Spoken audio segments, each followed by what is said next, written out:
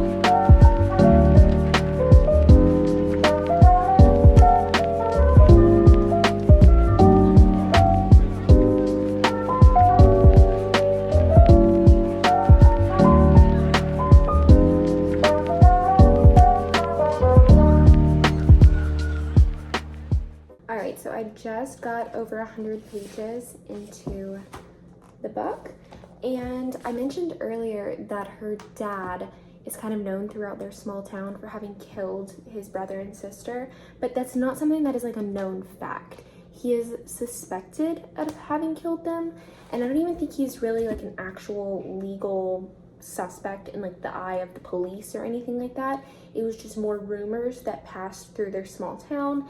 And then her father is now a horror author, so that kind of adds to a lot of people's weird feelings and suspicions that they have about him. But our main character Olivia is now with her father and is helping him write his book, where she's trying to help him piece together, you know, these parts of his childhood and in writing a memoir about himself. So we're kind of getting the information as she's getting the information. And so far we've gotten a couple stories here and there that are kind of starting to make me get ideas about what might have happened, but we don't know anything super concrete yet. So far I'm enjoying it. It's very easy to read. Again, I'm just over 100 pages and I think I've sat down 2 or 3 times to read, so I've read at least like 30 pages every time I've sat down to read, and I get distracted so easily. So that is saying something if I can sit down and breeze through a book pretty easily. I am just going to continue reading. My daughter is taking a nap right now. We went and had a busy morning this morning, did some fun stuff, so she is knocked out. It's already almost 3 p.m. though, so here in like an hour I'm gonna start getting our stuff together and making a plan for dinner. And then when she goes to bed tonight, I'm going to once again be reading.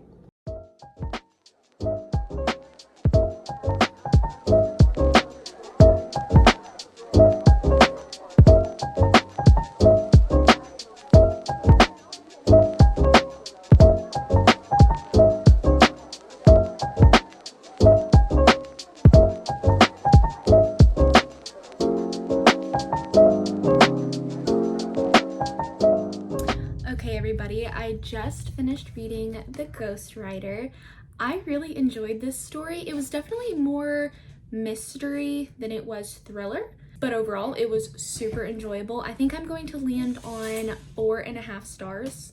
I really liked what they were able to do with this book, especially once things like the films and stuff got brought into it, because it was really great to kind of look back into the 70s that our victims were going through in that time frame. I did have one little what's the word? What is it called whenever something doesn't wrap up all the way? I'm losing my train of thought. There was one little thing at the end that should have like made sense, like it came around full circle, but they said it did not. So I was a little bit confused on that. Or I wasn't necessarily confused. I noticed that, what is it called? Plot hole. Plot hole is the word I'm looking for. Okay, and then the next book I'm going to read is actually from the little free library video that I posted last week. This book is The Sanitorium. I was actually able to find this on Spotify for the audiobook as well, and I only have like 5 hours left on my audiobook time, so I'm going to start this book, and then if I need to listen to the audiobook, so when I'm cooking or cleaning or doing anything around the house, I might pop my headphones in and listen to a little bit of the audiobook to help me stay in the book. Spooky? Yes. Yes. Mm-hmm. What that has? It has a spooky hotel. Cool. Mm-hmm. This one again kind of seems like it might be more mystery than thriller, but I guess I will see as I read. Our main character goes to a hotel to celebrate her brother's engagement, but while they are there, her brother's fiance ends up going missing. It's thundering right now, so if you can hear that in the background, it's a huge thunderstorm outside. The fiance ends up going missing, and the hotel that they are staying in is actually, it used to be a sanatorium, and apparently there are some things going down where someone else is missing that they are unaware of. The main character is a detective. She is a detective. So she's taking a break while she is celebrating her brother's engagement, but looks like she's going to have some work to do just being there for the celebration, because now she needs to find her brother's fiance. So since it is raining and we're just having a chill day at home, I'm gonna go ahead and jump into The Sanitorium. This is by Sarah Pierce.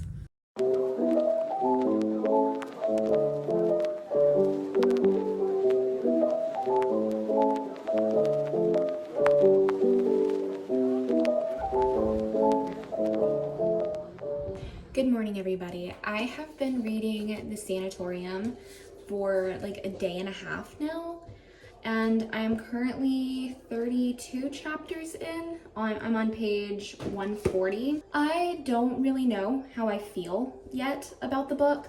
It's a little darker than I was expecting, and I'm also not getting, I don't know, it's just very different than what I was expecting. Our main character, Ellen, is kind of traumatized and has been through some hard experiences both in her personal life and as a detective, and that is affecting how she's approaching looking for her brother's fiance in this book now that she's gone missing. And then the book is just a little darker than I thought it was going to be. Like, it's giving a kidnapper, like these people have been kidnapped by people in masks, and those kind of situations are not typically what I reach for and what I go for when I'm reading a thriller or a mystery. I did notice on the dust jacket of the book that there is a little blurb on the front that references this book as being a gothic thriller, which is not something I've read. I know gothic books tend to have darker themes or darker elements to them. I am gonna just keep reading a little bit more and see how I feel, but right now I'm not feeling kind of the desire to keep reading this story. Even though it is a thriller or a mystery where we're trying to figure out, where these people that are disappearing are going to, I'm not feeling this urge to keep reading, and I don't really want to pick this book up. And that is even with me having listened to some of it on the audiobook with my Spotify hours. And if that continues to be the case, I may DNF, at least temporarily. Let's just put it that way. But I'm not even halfway through the book yet. I'm on page page 140, and the book is 388 pages. So I'm not even halfway through.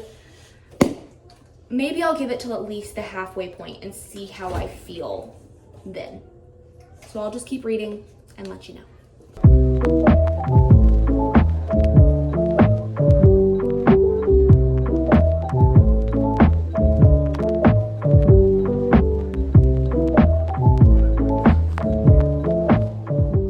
Okay, well, I made it 41% of the way through the book, and I don't want to keep reading. It's not even that it's bad, it's just not the kind of thriller I guess I'm wanting to read right now. I'm not feeling like I need to know what's going on, or that I want to know what's going on, and I feel like that's kind of the whole point of a mystery or a thriller. So I'm gonna put this down and I'm gonna pick up my Kindle and read something else. A while back, I read The Housemaid's Secret and The Housemaid, so book 1 and book 2 of this little series. I think it is 3 books, and then there's the short story that comes after book 2. So I am going to just kind of continue this series, and on Kindle Unlimited, they have the little short story novella that comes after the second book. So I'm going to start this. Should be a pretty easy read because Frida McFadden's writing is always super fast-paced, super quick, and easy to just jump into. And this is a series that I'm already familiar with and that I was wanting to continue anyways. So I'm just gonna go ahead and move on to this for now. Probably not in this video, but at some point, if I feel like going back to the Sanitorium, I will go back and read that one because it does sound very interesting. It sounds interesting in theory, but right now I just don't really care. And I can't make myself care. I can't make myself want to read the book.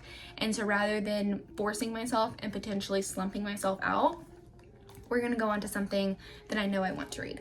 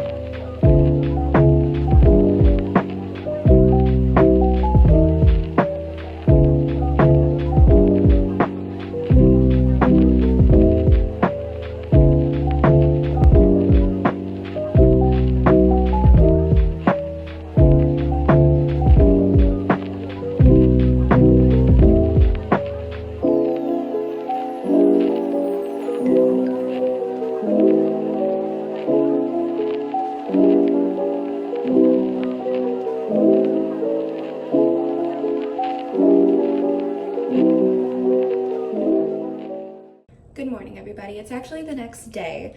I did end up finishing The Housemaids Wedding, like you guys saw yesterday, and I read that in like one sitting in an hour, maybe. It ended up only being like 50-something pages. It was not long at all. So yesterday evening, I ended up going ahead and starting the 3rd Housemaid book, which is The Housemaid is Watching.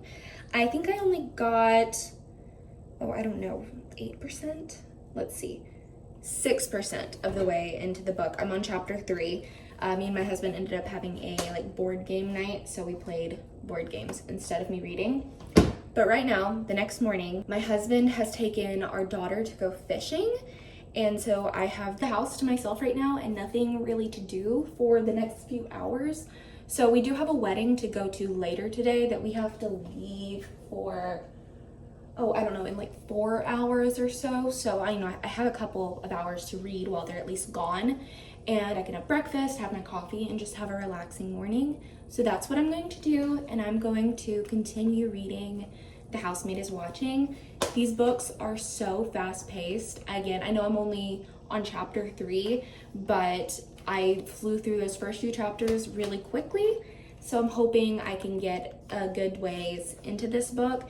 And even though I won't be reading when we're at the wedding and at the reception, I am going to take my Kindle with me to read on the car ride, because it is like an hour drive there, and that means it'll be like an hour drive back. So gonna take my Kindle and we'll see how much reading I can get done today.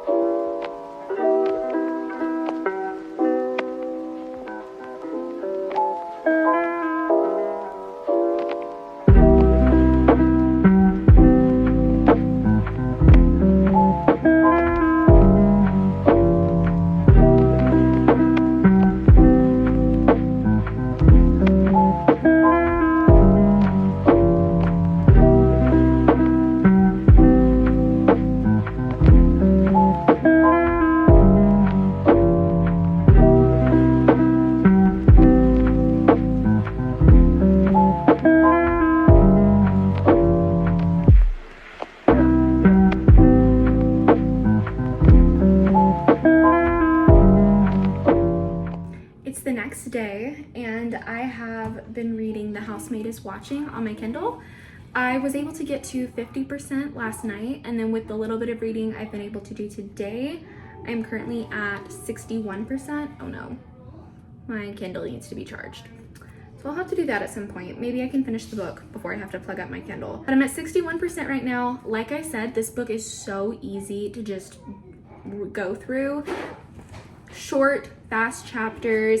The book is really fast paced. Although I will say I'm not feeling, I don't know how to put it.